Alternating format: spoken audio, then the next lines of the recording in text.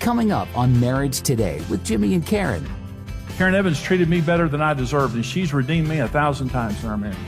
She's come after me. She's done the right thing when I was doing the wrong thing many times, and I've redeemed her too. I always like to say there's two sides to every marriage, and you definitely have issues as much as your husband does, but what I did is I've asked the Lord to change me.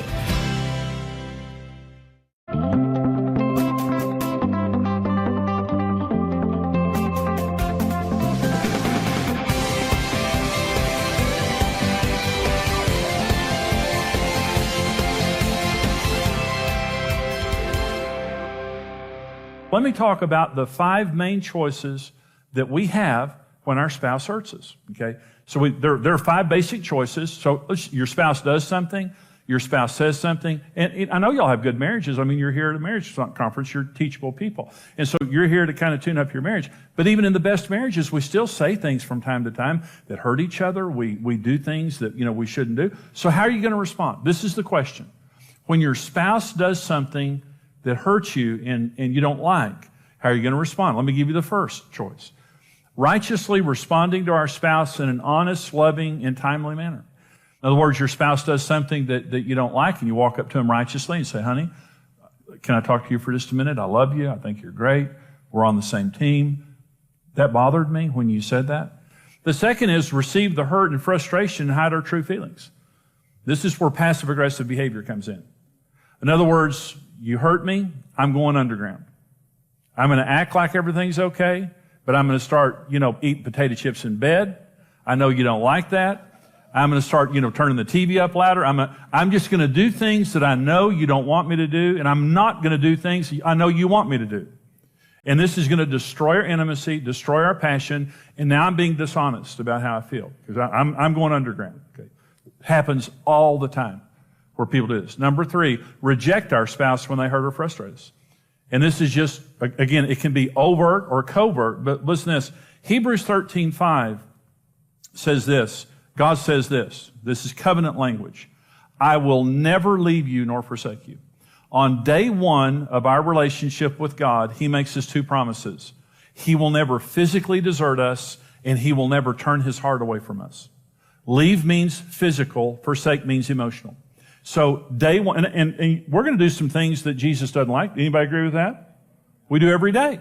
And so here's what God says day 1 of the relationship. You know something? I'm all in. I love you.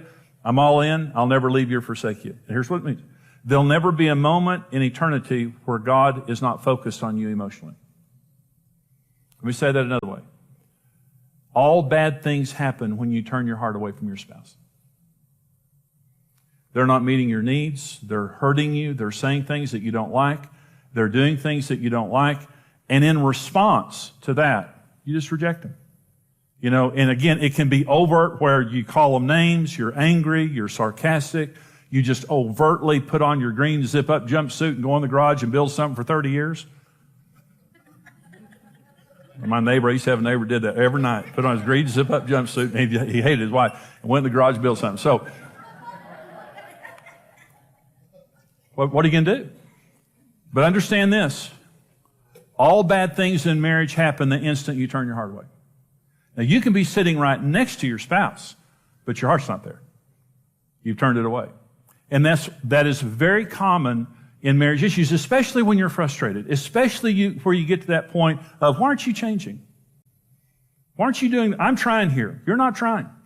And you get frustrated, you get angry, then the rejection comes. That's another choice that a lot of people make. The next is revenge to make them pay for what they've done and fear doing it again. And this is, I'm going to get you back. I'm going to make you suffer. And part of this is establishing a spirit of fear and dominance, where I'm going to dominate the relationship, and you'll either do what I say or you'll pay a high price. And that happens, again, in a lot of marriages, especially as the anger increases. Okay, but here's the 5th one. Okay, now let me say something real quick. No one should subject themselves to abuse. When I'm saying suffering, I'm just saying all of us suffer in marriage. But there's a difference between suffering and abuse. Suffering is discomfort. Abuse is damage. Don't ever subject yourself to another person damaging you in a marriage relationship.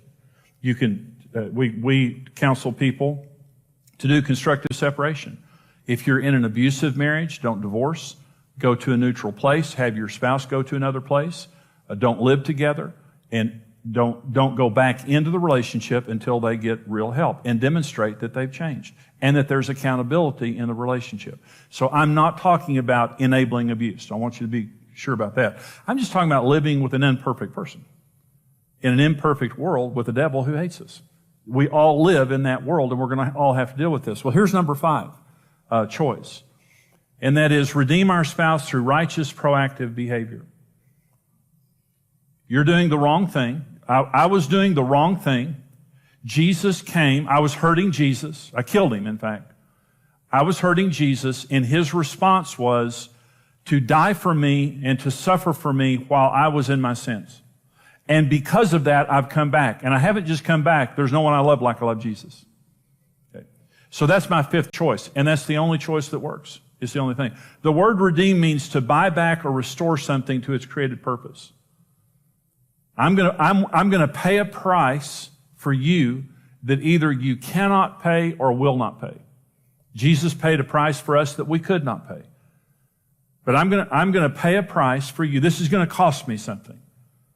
It's going to cost me some pain. It's going to cost me some time. It's going to cost me something. But I'm willing to pay it to demonstrate my love for you. That's what it is.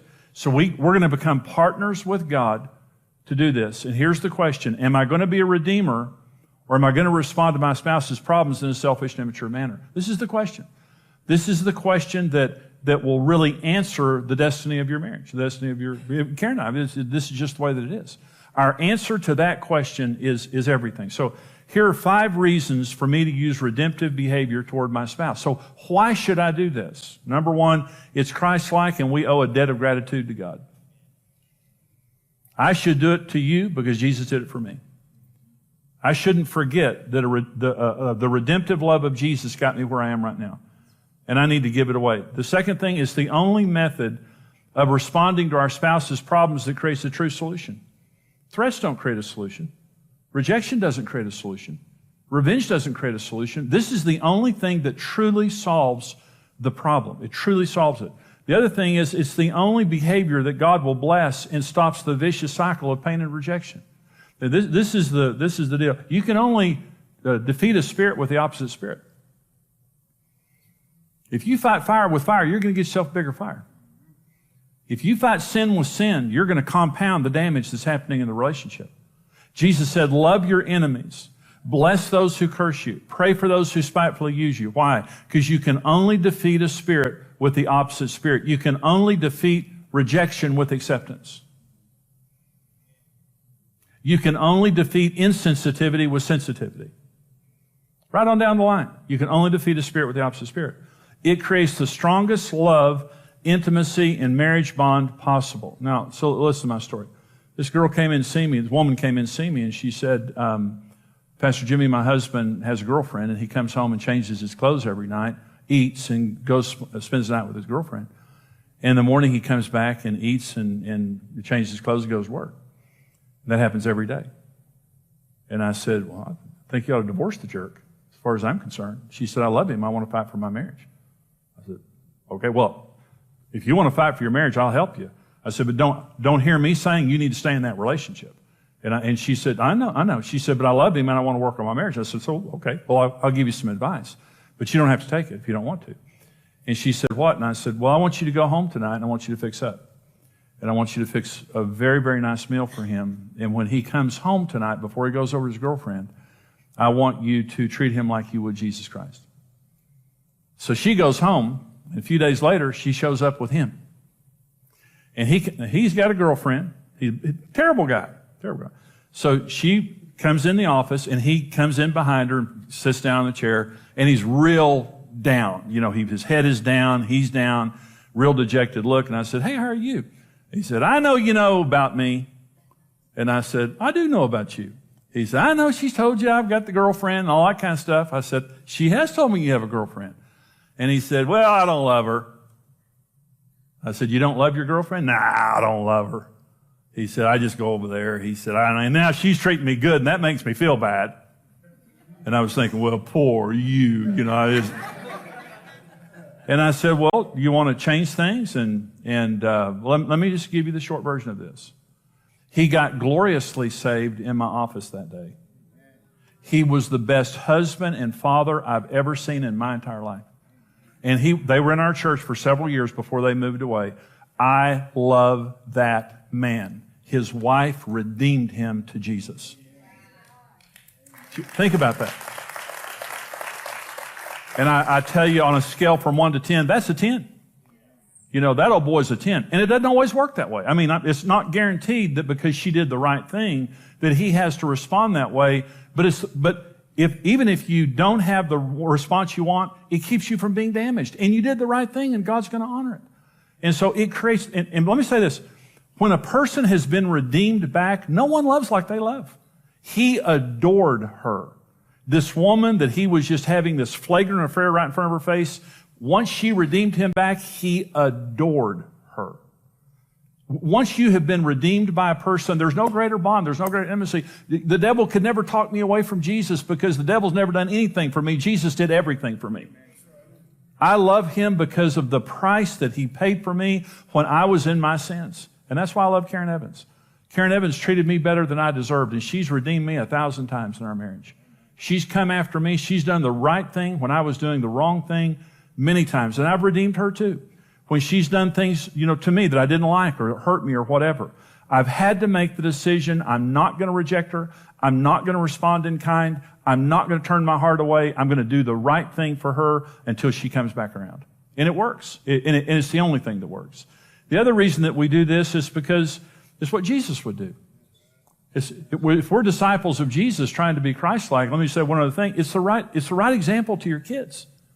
You don't want your kids living in a home where there's conflict and fighting and bad words and all of those kinds of things. And again, I'm not talking about enabling abusive behavior. I'm talking about being Christ-like in the face of suffering, because we're all going to suffer. So let me finish this message by talking about the rules for redemptive love. So this is 1 Peter chapter 2. For to this you were called, because Christ also suffered for us, leaving us an example, that you should follow his steps, who committed no sin. There was no deceit found in his mouth, who, when he was reviled, did not revile in return. When he suffered, he did not threaten, but committed himself to him who judges righteously, who himself bore our sins in his own body on the tree, that we, having died to sins, might live for righteousness, by whose stripes you were healed. For you are like sheep going astray, but now you have returned to the shepherd and overseer of your souls. Let me give you the rules of redemptive love. Number one, you can't sin even if you've been sinned against. If you sin, it's not redemptive. Jesus died for us while we were in our sins. He didn't sin. He committed no sin. That's what 1 Peter 2 says. We can't sin. 99% of marriage counseling is me listening to a person who did the wrong thing, justifying it because of what their spouse did. I know I said that to her, but let me tell you what she said. I knew I threw the remote at him, but let me tell you what he did. And this is what you're hearing in marriage counseling. You can't justify this. You're just building a bigger fire. You're fighting fire with fire. You're not going to put it out until someone does the right thing. And I love this saying, the best person does the right thing first. If you're the better spouse, you'll do the right thing first, and you won't justify sin. Number two, you can't use your mouth to seek revenge or to try to produce results on your own except for righteous and loving speech. It says when he was being reviled, he didn't revile in return. When Jesus was on the cross, they were just lambasting him with all kinds of insults and mocking him and all that. Jesus could have opened his mouth and destroyed all of them. But he didn't respond in kind. And the Proverbs 18 says that the power of this, Proverbs 18:21, death and life are in the power of the tongue, and those who love it will eat its fruit. And let me say, we live in a vulgar, smart alecky society, don't we? And you watch movies and TV and you just see our society, people are using their mouths to destroy people, literally to destroy people. And if we're going to be redeemers, it means this thing right here has got to change. And we cannot use this to hurt. We cannot use this to seek revenge or put another person down. In fact, when you're redeeming, you're speaking destiny into a person who's not acting like it right now. Literally, you're calling into existence that which is not as though it were. And that's what faith does, and that's what redemptive love does. Number three, you have to trust God for the results as you put your faith in Him. See, marriage problems test your faith in God. They really do. 1 Peter chapter 2, or 1 Peter 3, it says, in the same way, you wives, be submissive to your own husbands. Men and women are equal, so it's talking about an attitude. Be submissive to your own husbands, so that even if any of them are disobedient to the word, they may be won, as they observe without a word, as they observe your chaste and respectful behavior. And then it talks about a gentle and quiet spirit, which is precious in the sight of God. The promise in 1 Peter 3 is a woman can win her husband without a word as he observes your respectful behavior. And then it says, a gentle and quiet spirit is precious in the sight of God. A gentle and quiet spirit is the spirit of a woman who has faith that God is powerful enough to change her husband. See, when I'm using redemptive behavior on Karen, the focus isn't Karen, the focus is God. I'm God's partner. And Karen's struggling, or Karen's going through something, or she did something I didn't like, or she said something I didn't like, and my tendency, and maybe I said something to her and she didn't respond the way I wanted her to respond, and my tendency then is to get angry and to go underground, or to reject her, or turn my heart away and put on my green zip-up jumpsuit or something like that. What redemptive love says is, no, I'm going to fight for her. I'm not turning my heart away. And I'm going to love her the way Jesus loved me when I was in my sins. And what I'm believing is, as I do that, she's going to come back around. It works every single time. Not maybe in 2 hours, but it'll work. And what happens is the relationship gets stronger and stronger. It just becomes a natural instinct that when something bad happens, you don't do the wrong thing, you do the right thing. And God honors that. You fall more in love than you've ever fallen before, just simply because it works. And here's rule number 4. You have to be willing to do the right thing for someone who's doing you wrong. You have to meet their needs when they're not meeting yours. And that's real hard for some people. You have to be willing to bless them while they're cursing you and pursue them while they're ignoring you. It's kind of quiet in here right now. And that's what redemptive love does. You're not meeting my needs. What am I going to do? I'm going to meet your needs. You're being sarcastic, whatever. What am I going to do? I'm going to bless you. You're distracted. You're ignoring me. I'm going to pursue you. But the focus isn't you. The focus is my great God and how big He is to change your heart. And when He's changing your heart, you have somebody to come back to. I'm not angry. I'm not your enemy. I'm not bitter. I'm not going to talk down to you.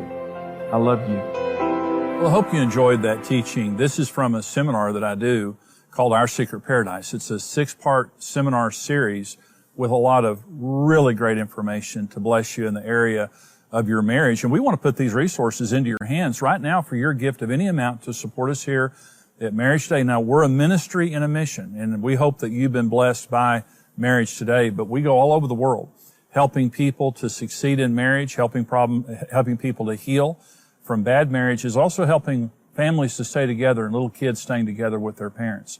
So when you give here to Marriage Today, I hope it blesses you, the resources that you get.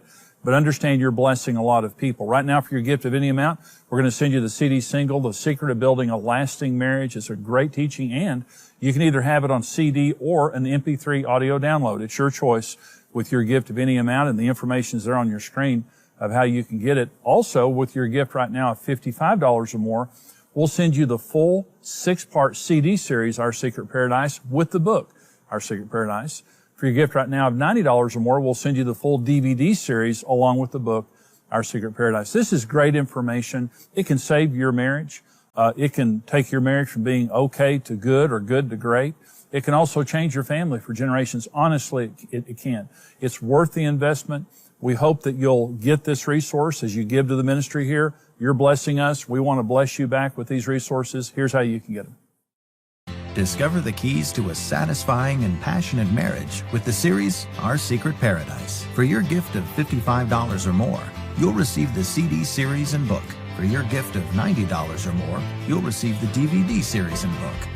In this series, Jimmy will show you the foundations for establishing peace and intimacy, keys to becoming your spouse's best friend, and how to defeat the real enemy of your marriage so that you can have a secure, satisfying, and passionate marriage the way God intended. We're building something great. We've got to count the cost because it's going to take us every single thing we have. And this is going to be challenging. The other side of that thing is we're going to succeed, and it's going to be the most awesome thing we've ever done in our lives. For your online gift of any amount right now, we'll send you the teaching, The Secret of Building a Lasting Marriage, available as an MP3 audio download or CD single. You can have a marriage that lasts happily ever after. Create your own secret paradise today.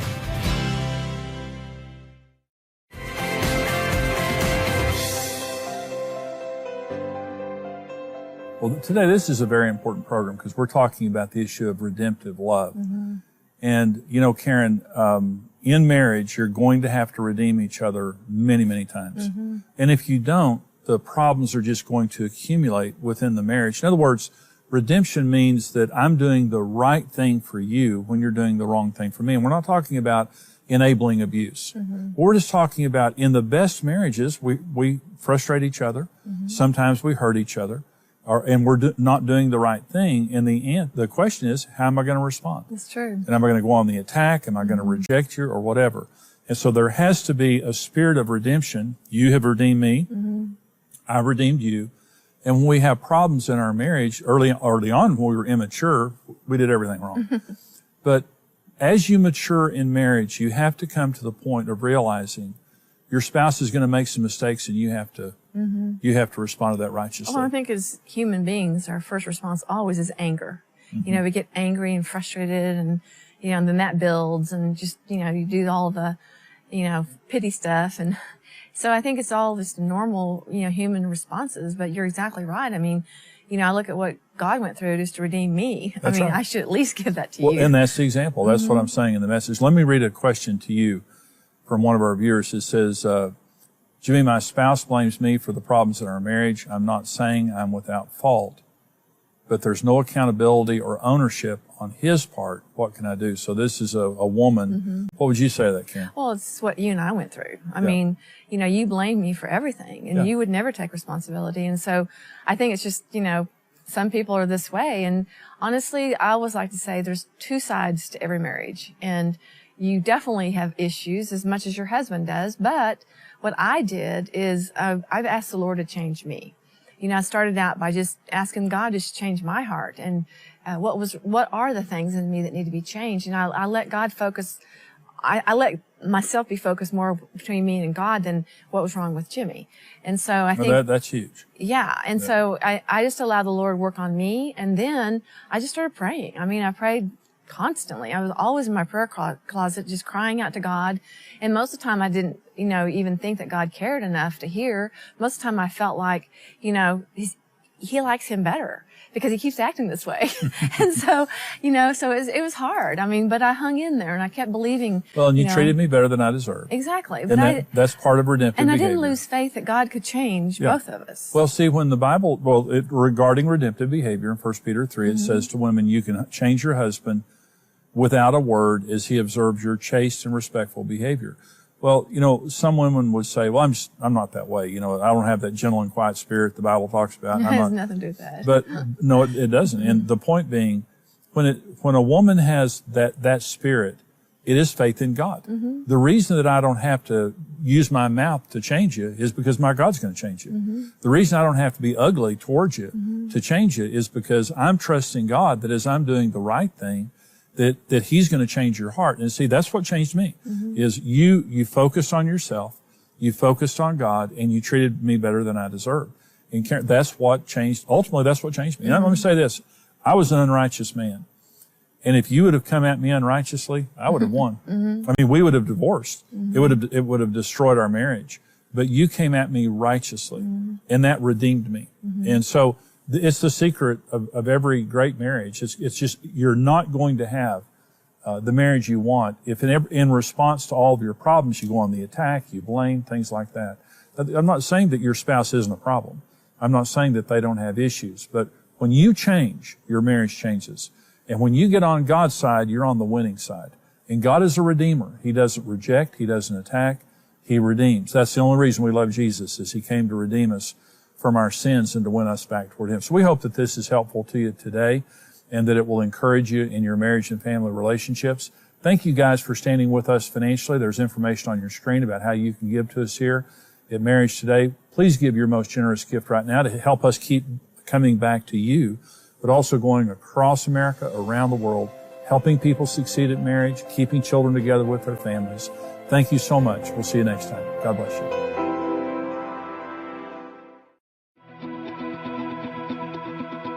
Going through divorce is a lot to ask of children and often results in years of emotional pain. It's a violent ripping apart of their parents and a sense of abandonment. What sometimes we see as a quick way out can mean complete loss for a child. You have a 100% chance of success in marriage. You were made for marriage. Marriage Today exists to protect children from the pain of divorce and to steer couples away from marital failure by telling them the truth. When you stand with Marriage Today, your individual effort multiplies with other like-minded partners, and together we can rebuild a legacy of strong families around the world. Choose your level of partnership today and receive immediate access to the video streaming library. Become a rock-solid partner today. Thank you for watching Marriage Today with Jimmy and Karen. Subscribe to Marriage Today's YouTube channel for more marriage-building videos and updates.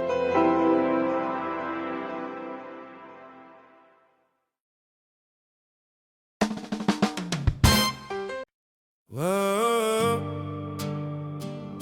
whoa, whoa, oh, oh. I was chasing distant skylines, running far from where you stood, thinking if I had it all then maybe life would feel like it should. Every road kept pulling forward, every dream was somewhere new, but I never saw the pieces were all leading back to you.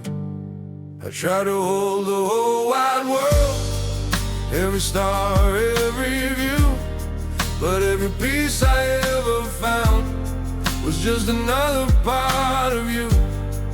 Every step, every mile, every dream I thought I knew led me back to where you are. My whole world was you. All the things I thought I needed started fading one by one, when I saw that all my reasons ended where we'd begun. I tried to hold the whole wide world, every star, every view, but every piece I ever found was just another part of you. Every step, every mile, every dream I thought I knew led me back to where you are. My whole world was you. If I had just turned around sooner, I would have seen it clear. Everything I ever searched for was already right here. I don't need the whole wide world, I don't need a sky so blue. Every piece of life I want is already in you. Every road now feels like home, every dream has come in view. I was lost until I